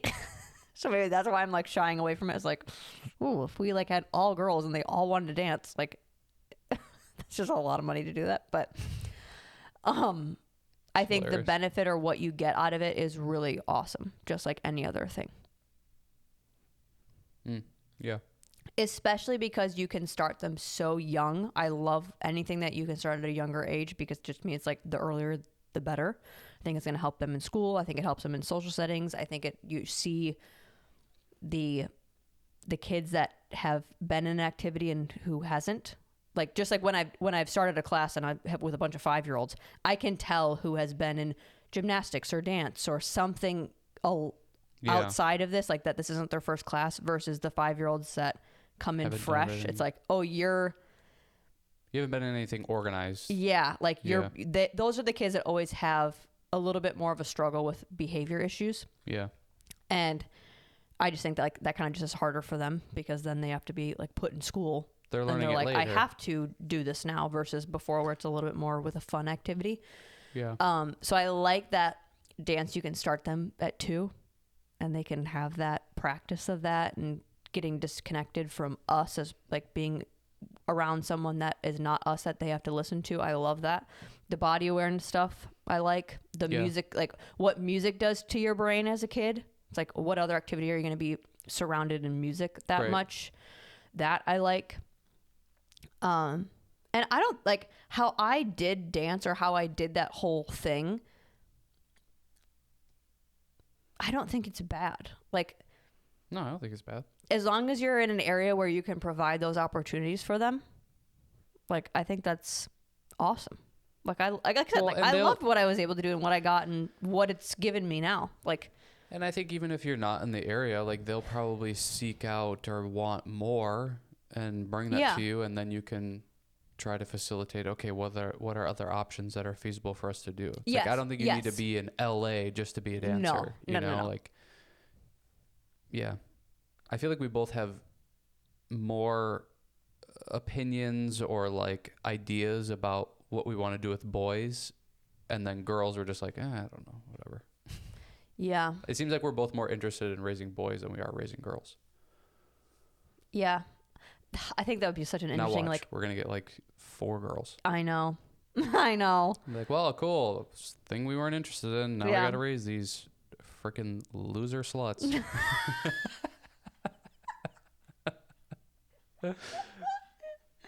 You want to talk about? We're a really jokey family. Yeah. Like, stop being a bitch. They're 3. Yeah. Dad is such an asshole. Such a bitch today. What is up with you? I think. Oh, I'm a bitch. You're an asshole. I think both of them would be very fun. Either way, I really don't care what any kids do. I just want to be able to put them into something very early, because through and through, I very much believe in that. And like, just, I want them, I don't care what it is. I just hope that they have an interest or something to do that they like or that they enjoy. Yeah, you've kind of always said that. Of like, I just hope they are into something, because I don't want a kid that's just like at home not interested in anything. Yeah. Which I agree with. That's, yeah. I think because it gave us both something, so we both really like that we were into something and had a, I don't know, like a passion about something, or just like we really wanted to Well, it's like do that thing all the time. I think our experiences, I don't know if you would say the same thing, like my experience through growing up in that, like that definitely developed who I am. Yeah, totally. That shaped me probably more than anything else. Yeah, was and I think that that's extracurricular activity. That's the case with most kids. Yeah. I think like when you're interested in something, you're going to dive into it and you're going to like form yourself around that too. Yeah. That to have something that is your own and is your responsibility and you get to have the reward. Like, well, and I it's think like, that's so beneficial. even if they are into something, but it is still at home, that's fine with me. It's not that they have to be out of the house. It's No. just like having an interest. I think that's fairly important because, yeah, I think it, as much as like maybe having an identity about something or involved with something isn't the best, I think it's, I don't know, it's like, I think you partially need some of these things to learn certain tools and skills. Yeah. That how else are you going to get it if you just like after school go home and don't really do anything at home? Like you just sit at home on your phone the rest of the night and then go to bed. It's like, yeah, what you're missing out on a ton of skills and tools to learn. And it's like, I can't imagine like I would be okay with that. no, That I would want to kind of push my kid into let's find something. Is it fishing, hunting? Yeah. Is it that sort of stuff? Is it, sports? We can do that. Is it music and dance and, is it painting? Is it math and like building shit? Like we got to find something. 'Cause like you coming home and just not doing anything for that time. Yeah. It's just not. That is just like that's not going to, I don't want to say like non-negotiable, but it's like, I don't want our kids to just like that example. Like you come home from school and you're just like not really you're not doing anything, or like sports is kind of easy because there's a natural season. So like, okay, you do this and then you do this. But like, if there's like chunks of the year that you're just like at home, like if they do go to regular school, and it's like there is a structure of the day and then you just come home. It's like, then we're working out. Like you have to me, like that needs to be a rule, I think, of like, there has to be something that works your physical body. Well, that's an interesting topic because. And just for the development of your person and brain, like that I think needs to be a practice. Well, and I think that would be something to explain to them of like, it's not that you need to be passionate about anything or like have a really strong interest in something, but it's the fact of like, you're going to learn more and learn things and learn tools for your life by doing other things. So it's like, you don't have to love basketball, but it's going to bring you things that you don't realize now, or maybe you do realize, and then you can kind of do it for that purpose. Not, it doesn't have to be the purpose of like, I want to do this for my life. No. And same with like coming home and like working out. It's like, you don't have to love working out, but that's going to give you something that you can use the rest of your life. Coming home and sitting on your phone and not doing anything for 5 hours and then going to bed, like that's not going to do anything for you in your life. Yeah. That's where like, if they were in a sport or something that was physically active, like I wouldn't require that of them, or like say we have to work out or say we have to do something with that. But if they are into an activity that is more just not active, brain challenging, like they're like, you read a bunch or you're doing all these activities to help you learn more, you're into an instrument or something, like cool, let's facilitate that and let's explore that and expand that for you to give you more opportunities in that thing that you're interested in. Then working out or physical activity is just going to be a part of your schedule then, because you're not going to get it during the day probably. No. Well, and I think the way to do that is to lead by example. That's most of learning is the kind of monkey see, monkey do. It's not being told what to do all the time. Right. It's, I see that my parents do these things. My parents work really hard, and like my parents are really nice people, and they're nice to other people, and they work out, and they, like they have these attributes and they do these things and they just tend to mimic that. So it's like, if you're a bad driver, your kid's probably going to be a bad driver. If you're not nice to people, your kid's probably not going to be not nice. And Yeah. if you're active and exercising, your kids are probably going to want to be active and exercise. So it's like doing that, I think, will just naturally kind of have kids, I don't know, they'll eventually come around to it, I think, of like exercising and working out and wanting to do that. And, you know, it's just like we talked about at the beginning of the podcast too. It's like, it's probably going to go in ebbs and flows.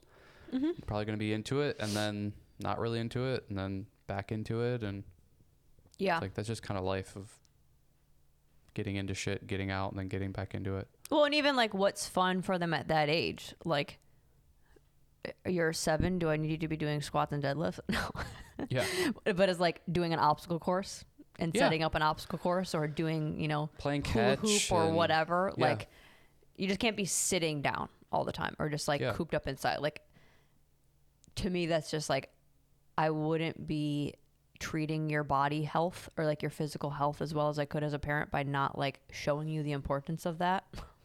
Yeah. Well, and leading by example with it too. Yeah. It's like, as long as you're doing it as well, I think you can parent that. But if Yeah. you're never active and exercising and then you're No, trying to then preach what to are you your doing? kids to do that, it's like, they're just going to go like, well, why don't you?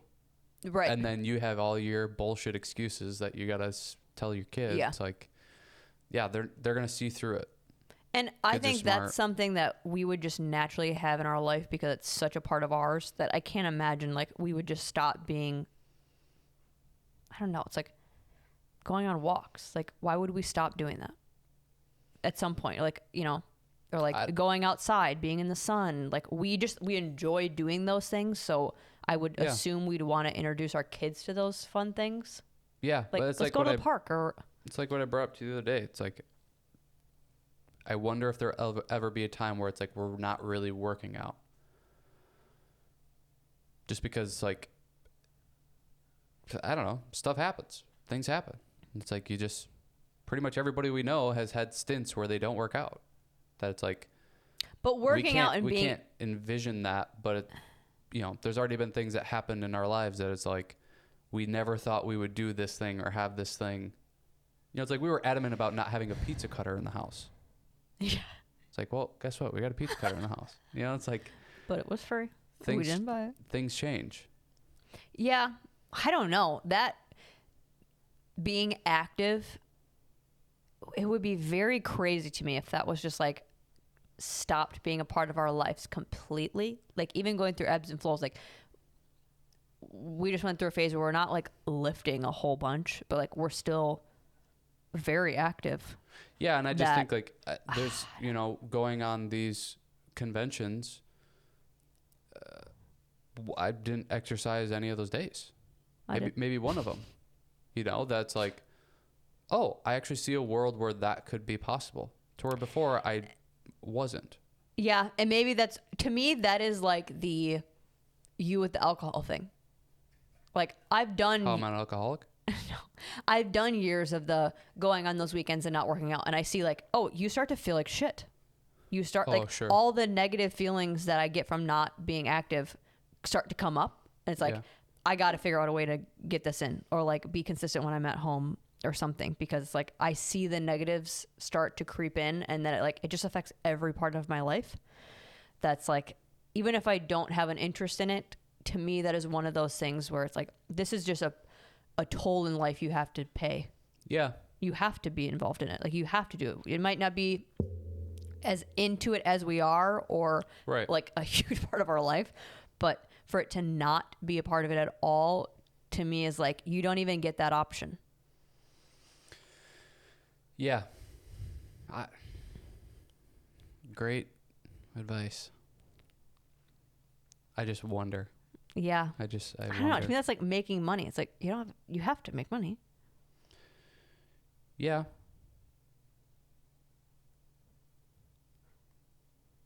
I don't know.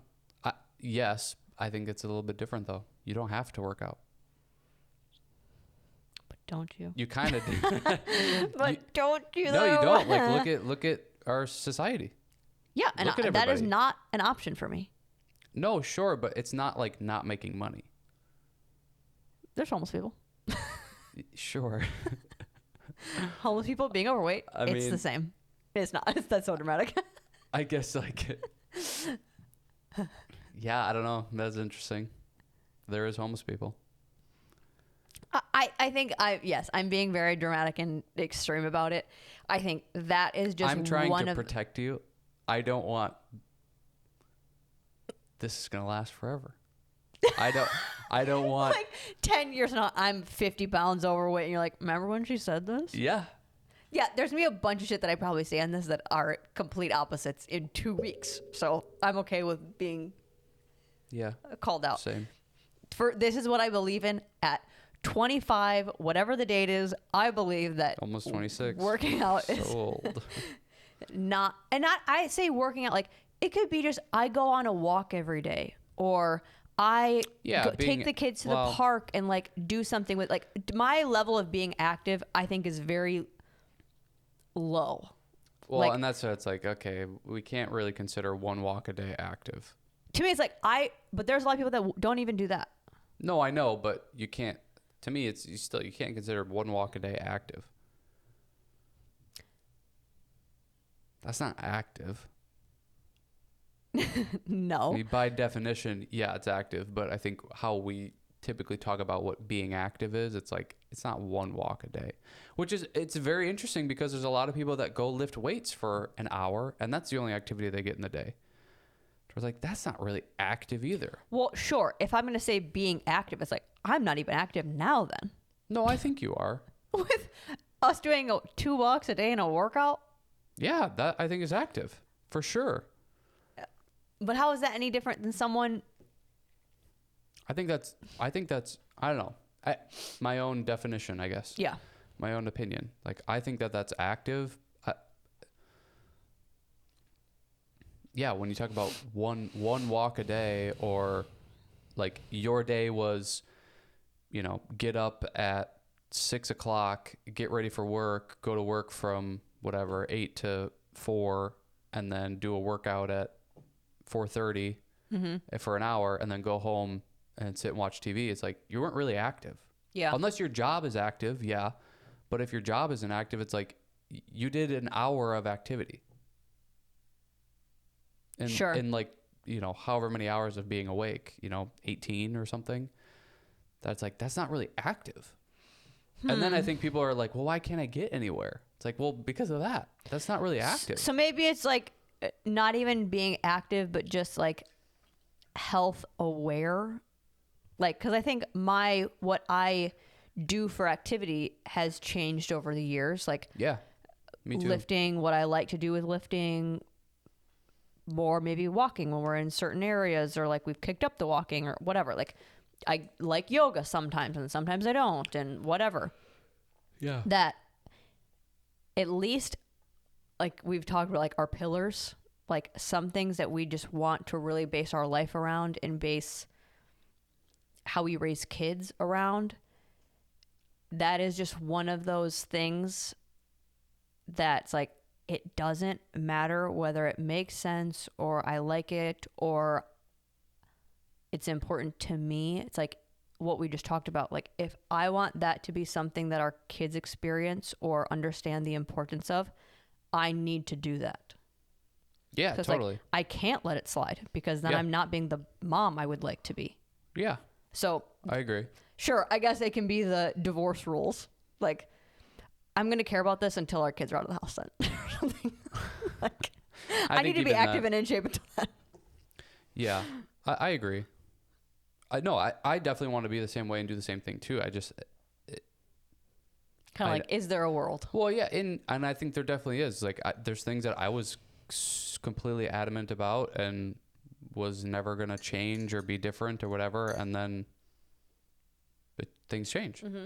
It's like, oh, I don't think that way anymore, or other things have taken priority and are more important or whatever. It's like, I don't know, what if there's a time in our life that's like we could really take advantage of making money, but it means that we're not able to work out as much or something.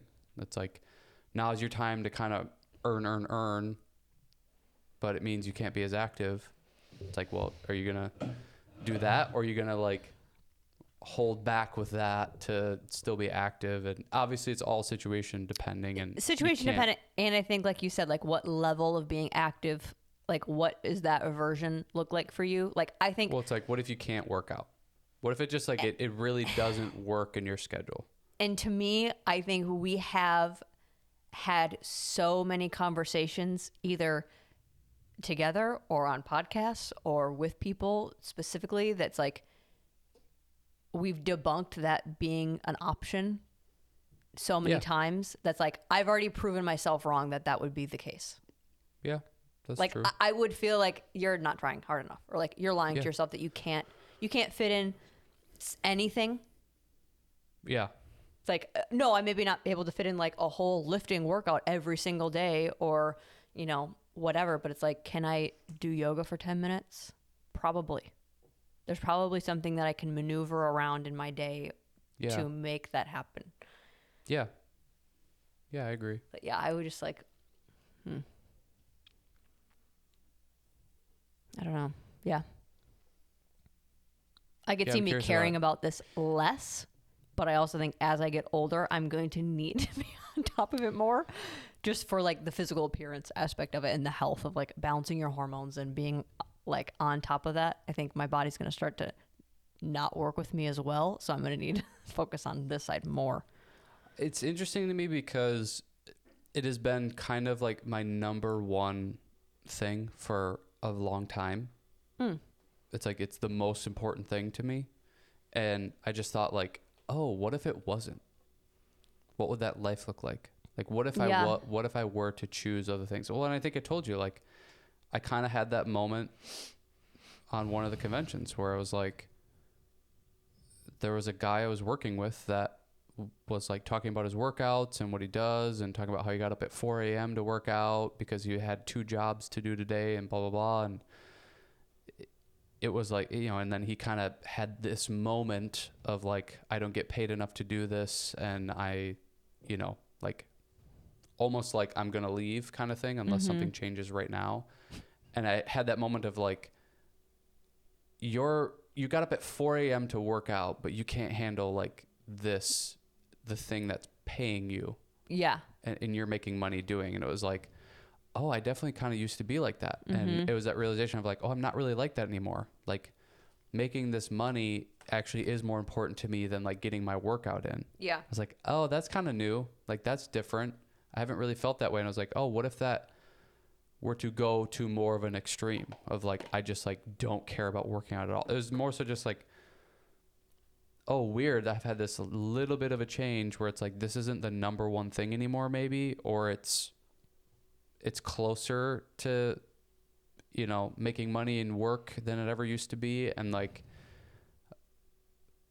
I don't know. It's like, oh, I've changed a little bit. And here's this kind of moment of realizing that. And it's like, oh, well, what is life like then if that's not the most important thing to me is like working out and being healthy and what's my workout program and what am I eating and, feeling good and all those types of things. And it's like, just like jobs and making money and that sort of thing. It was like, I wonder if there'll ever be a time where this like just keeps like going down the list of like, because I can't imagine having kids and you're like, well, my workout's more important though. Oh, I got to make sure obviously. I got to make sure I get my workout in before, like before I handle this crying kid. No, right. It's like, I got to work out. You got to deal with this. Right. Yeah, I think there are very extreme scenarios. No one that I know personally where it's like they are back-to-back jobs and have kids. Like they don't have a free minute in the day. They are wake up, people have eating, and going to work. Yeah. Everything is so convenient nowadays. That's like, we have a lot of free time. We probably have more free time than we have ever had before. But it's like, I don't know anybody personally that says they struggle to, or they don't work out. They're too busy or they work or like the people that are focused on like the money. Yeah. It's like, yeah, but I've seen you in a day or like, not even seen you, but like, I know generally maybe your structure of the day and you could. You're maybe not going to do it in the way that you want to do it. Or like, some people need to go to certain classes at certain times, or they need to be with a trainer and they only have certain times. Like, so if I can't go at 5 p.m., like I'm not going. That's just like, I'm I will be more flexible. I am with that kind of stuff. That's like, it might not be my desired way to do it, Right. but it's like, oh, can I hold a baby and do lunges across the living room? And is that my activity for the day? Okay. Or like, to me, that it's just such a part of my life, but it's never been number one. It's never been my favorite thing. It's not like I build my whole life around it. Well, maybe It's that's like, where it would be different for you. It's never been your number one. That no, I mean, there was a large portion where it's like, that was the least favorite thing in my day. yeah. Still yeah, is I'm most sure of the time. Yeah. That's like, yeah, but you just have to. It's like, could you imagine not like getting to a point of just eating bad? Yeah, I thought about that too. It's like, I don't Like think not so. caring. I don't think so because I'm not saying we eat perfect all the time. Like that's not reality, but yeah, but I don't think so because of how shitty it makes me feel. And maybe that's something that it snowballs, like you don't realize, or you just like, it starts to not make you feel as shitty you don't notice it. and you start to just not notice it. It's kind of like the alcohol thing. It's like, if you're having it all the time, you just get so normalized to what your life is like that you don't even realize you're sleeping like shit. Mm-hmm. You don't even think you're sleeping like shit or that it's affecting that. Yeah. But it's like, take a month off and then drink again and tell me like your sleep isn't significantly worse. Yeah. It's like, it was so obvious to me. But I can see how you just continue to get into that position, and it's like, it doesn't really affect your body that different, or you don't realize the things that it is doing. Yeah. You don't think they're alarming signs. Like, oh, my digestion's weird, but it's always weird. And I just have learned how to like not think about it or deal with it. Or it's like, yeah, I always have knee pain. That's just what I always have it.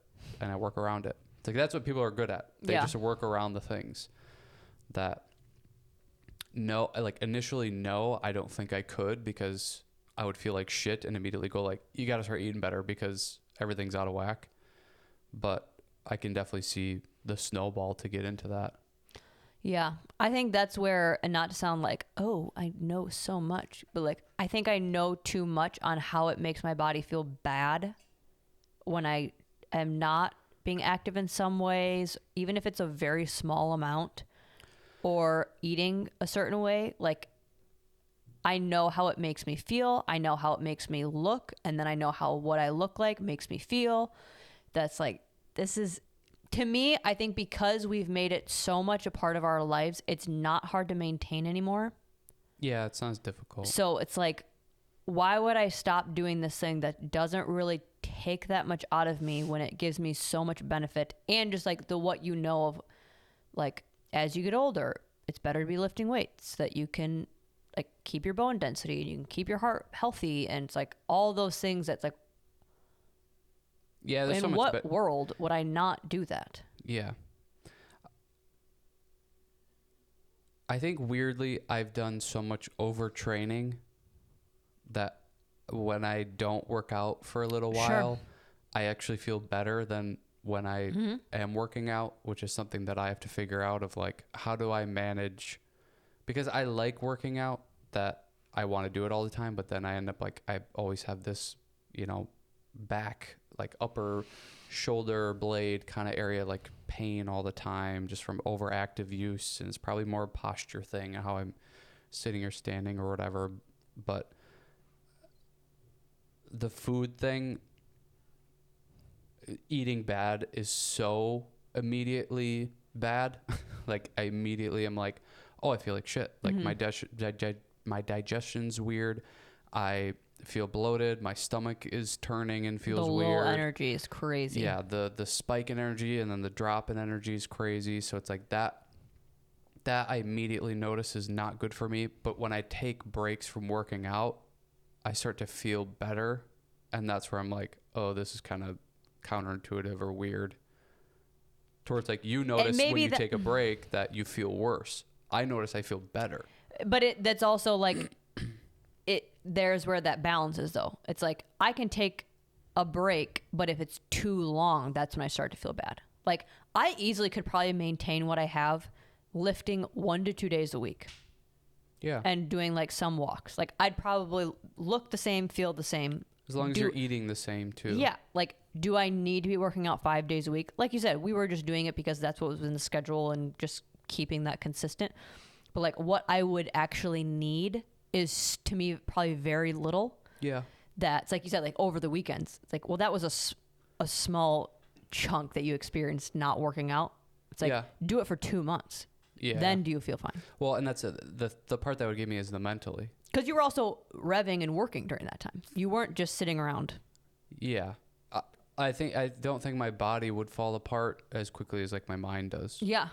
It would be the mental stuff. Yeah. That I couldn't not. Let's like I will deal with the body aches and pains to keep my mind at ease, rather than like have I don't hurt and I'm a fucking psycho. Mm-hmm. Yeah. Mm-hmm. That's probably the main reason why I would continue to work out the rest of my life and very much keep that like always consistent, disciplined, always not taking months off at a time, because it's like I don't think mentally I'd be in a great place if I did that. No.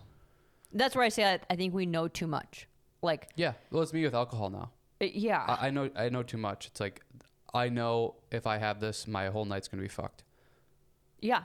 Like sleeping. Yeah. Sleeping and then is the gonna whole be next fucked, day. and then the next day is gonna be screwed up. Yeah. I think we know how this stuff affects people's bodies.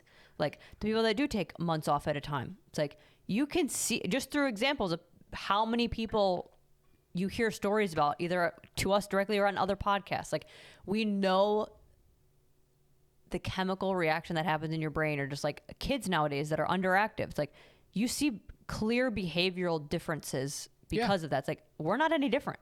Like the anxiousness, the anxiety, the weird emotions that come up, or the depression. It's like, it's because you're not freaking active. Yeah. So it's like, so if I know that. And then you're feeding yourself shit too. Yeah. So it's like, if I know that, why would I Yeah. choose to live that life? Like that makes zero sense to me. Like I could see adopting other things or caring less about some stuff, but it's like, it would really surprise me if that's what I'd choose to like let go.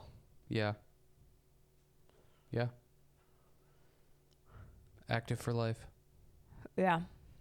And because I think we're so consistent with it, it's like we hear this on Mind Pump all the time. Like what we have to do to maintain and feel good becomes so little. Yeah, totally. Because our body just knows, like, yeah, this is the regular thing. Yeah, you can dial it back a little bit. You don't have to push as hard. And I think that's the longer I get into this, and I'm sure this opinion will change even more so over time, but the more I think diet is more important than the activity. But give me, 2 years and I'll probably be saying wait till you're 35 and your body starts to break down. The activity is more important than the diet. When your body's not holding on to muscle anymore and you're like, okay. Yeah. I feel very weak. I can't lift anything over my head. Yeah. Yeah. That was a roller coaster episode. Cool. Curious what I'm gonna title it. Mixed bag. Loser sluts. Stop being a bitch. Yeah, that'd be awesome. Or no, Crentist the dentist. Yeah. Okay. Bye. All right. See you later.